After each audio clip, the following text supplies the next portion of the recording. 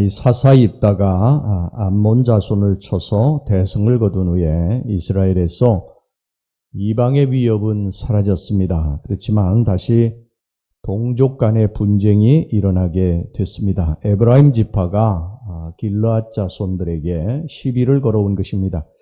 시비의 발단은 길르앗에 있다가 암몬 자손을 치러 나갈 때에 자기들에게 도움을 요청하지 않았다는 것입니다. 즉 자신들을 무시했다고 그렇게 생각을 한 것입니다. 사실 이것은요, 시비거리가 되지 않는 것이 도움을 요청하고 안 하고는 전적으로 길르앗이 결정해서 판단할 일이지, 도움을 요청하지 않았다고 시비를 거는 것은 잘못되어도 한참 잘못된 것이죠. 더군다나 길르앗은 이 암몬과 싸우러 나갈 때에 에브라임에게 이미 도움을 요청한 적이 있었습니다. 2절 전반절 말씀 보시기 바랍니다. 입다가 그들에게 이르되 나와 내 백성이 암몬 자손과 크게 싸울 때에 내가 너희를 부르되, 불렀습니다. 불렀는데 그들이 거절했어요. 거절한 이유는 뭐냐면 혹시라도 이 전쟁에 자신들이 개입했다가 길르앗이 그 전쟁에서 지고 암몬이 이기면 자기들이 나중에 큰 화를 당할지 모른다고 하는 그러한 두려움 때문에 거절을 한 것입니다. 그런데 지금에 와서 이제 있다가 길르앗이 전쟁에서 승리하자 승리의 시기심이 들어서 트집을 잡고 시비를 걸어온 것입니다. 에브라임 지파는 이전에 사사 기드온 때도 그런 적이 있었죠. 사사기서 8장 1절을 보면요, 에브라임 사람들이 기드온에게 이르되 내가 미디안과 싸우러 갈 때에 우리를 부르지 아니하였으니 우리를 이같이 대접하면 어찌 됨이냐 하고 그와 크게 다투는지라.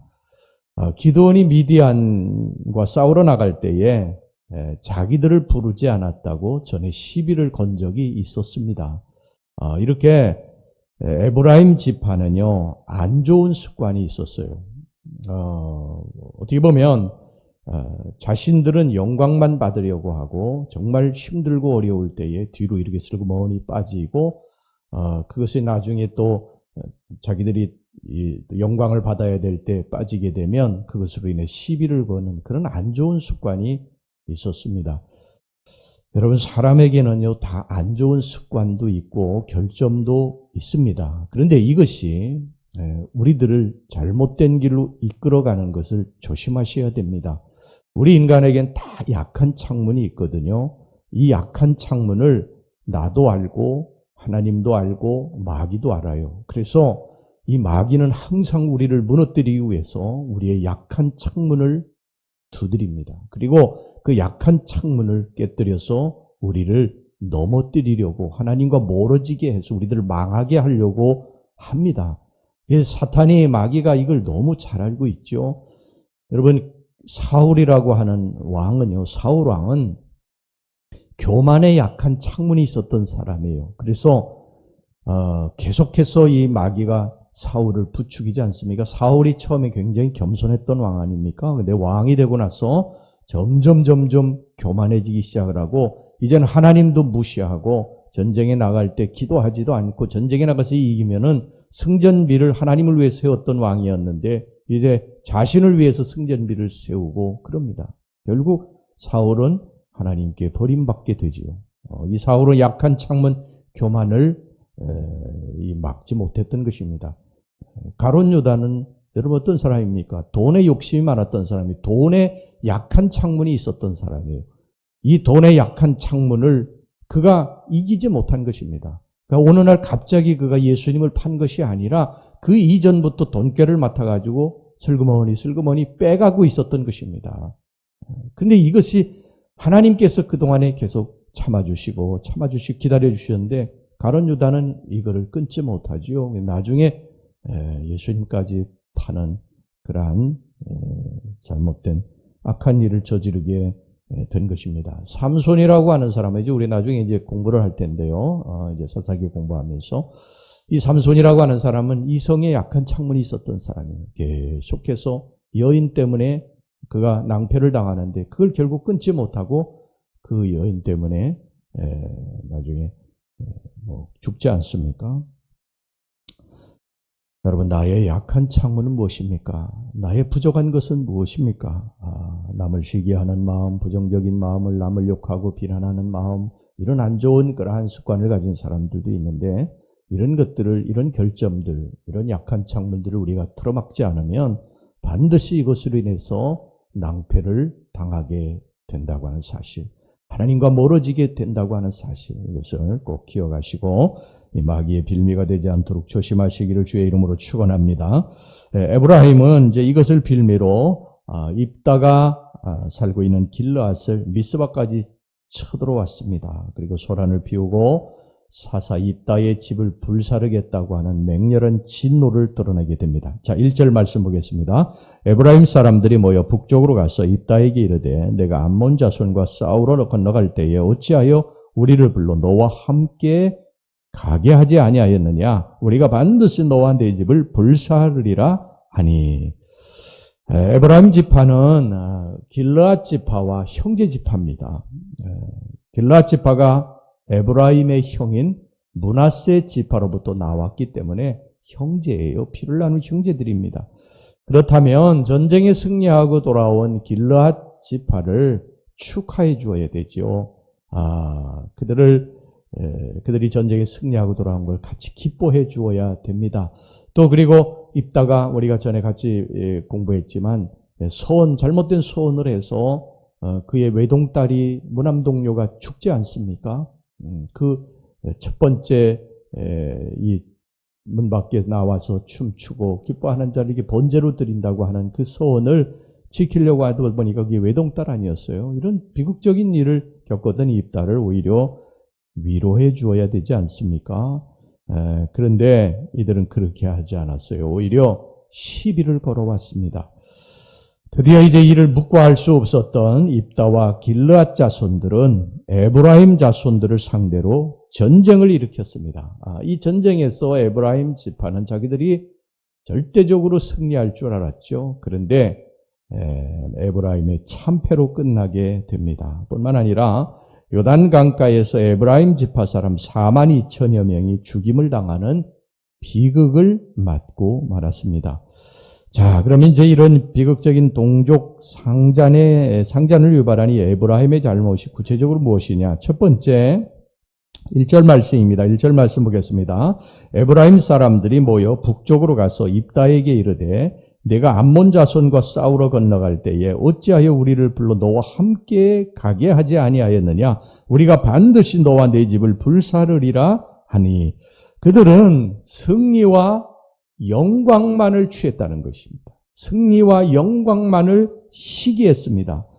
에브라임은 길르앗이 암몬 자손과 영토 문제를 놓고 분쟁에 돌입했을 때 형제로서 도와주기를 바라는 그러한 길르앗 장로들의 요청을 거절했습니다. 그 이유는 아까도 말씀드렸습니다만 이 전쟁에 혹시라도 개입했다가 이 암몬 자손이 이기게 되면 자신들에게도 전쟁이 이제 선포되지 않겠습니까? 전쟁을 하게 되니까 그냥 저울질을 한 것입니다. 희생은 하지 아니하고 적당히 봐서 이제 길르앗이 이기면 거기서 숟가락을 하나 얹어서 영광만을 얻으려고 그렇게 했던 것이죠. 그런데 이 전쟁을 이렇게 가만히 지켜보니까 길르앗 지파가 그 전쟁에서 승리한 것입니다. 뭐 기적 같은 일이 일어난 것이죠. 하나님의 역사로 말미암아. 이제 그러다가 그것을 본 이 에브라임 지파가 왜 자신들을 이 전쟁에 부르지 않았느냐. 그러면서 오히려 시비를 걸고 그 영광을 가로채려고 하는 모습을 보이게 됩니다. 여러분, 이 에브라임 지파는요, 전쟁에 참여해서 희생하는 이 희생은 하지 않고 전쟁에 이기고 나니까 그 영광만을 취하려고 하는, 이 에브라임 지파 계속 이렇게 하지 않습니까? 기도원 때도 그렇게 했고 지금 여기 입다 때도 또 그렇게 하고 있습니다. 이 성전 건축을 목사가 하다 보면요, 심한 몸살을 앓습니다. 희생할 때 희생하지 않고 반대마다 안 하던 사람이 성전 다 지어놓고 나면요, 마치 자신이 다 지어놓은 것처럼 그렇게 영광만 받으려고 하는 것을 보고 속이 뒤집어져서, 목사는 그걸 다 알기 때문에 속이 뒤집어져서 그 교회 목회 못하고 떠나는 목사들이 많이 있어요. 교회 일도 보면 그렇습니다. 큰 소리만 치고요. 목소리만 크고 희생은 안 하고 영광만 얻으려고 하는 사람이 있습니다. 하나님의 영광은, 하나님의 축복은 반드시 여러분 희생과 헌신, 십자가 너머의 부활이 있는 것을 여러분 믿으시기 바랍니다. 기독교는 무속 종교가 아니에요. 기독교는 반드시 십자가 뒤에 부활의 영광과 축복이 있는 것이지 그냥 열매만 따려고 해서는 절대 안 됩니다. 여러분 기도하지 아니하고 축복만 받으려고 하는 것은 이것은 십자가 없는 부활의 영광만을 구하려고 하는 것이죠. 여러분 남이 잘 되었으면요 축하해 줘야 됩니다. 박수 쳐줘야 돼요. 왜냐하면 거기에 그만큼 땀과 눈물이 있었기 때문이죠. 여러분 올림픽에서 금메달 딴 사람들이 그냥 따는 줄 아십니까? 정말 그들이 흘린 땀과 눈물이요 한동이는 될 것입니다. 그것 때문에 그들이 딴 것이죠. 어떤 땀과 눈물 희생 이것은 생각지 않고 부활의 영광만을 열매만을 따려고 하는 것은요 여러분 잘못된 것입니다.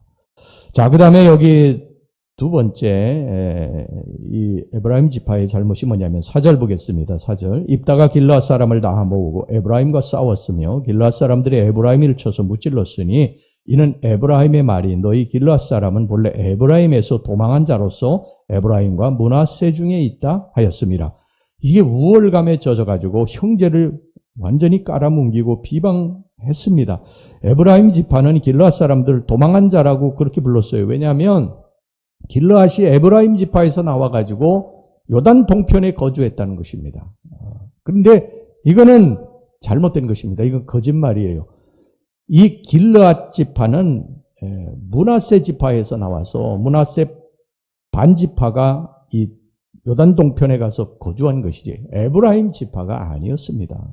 근데 이 에브라임은요 거짓말을 하면서까지 길르앗의 심기를 어지럽히는 비난을 퍼부은 것입니다.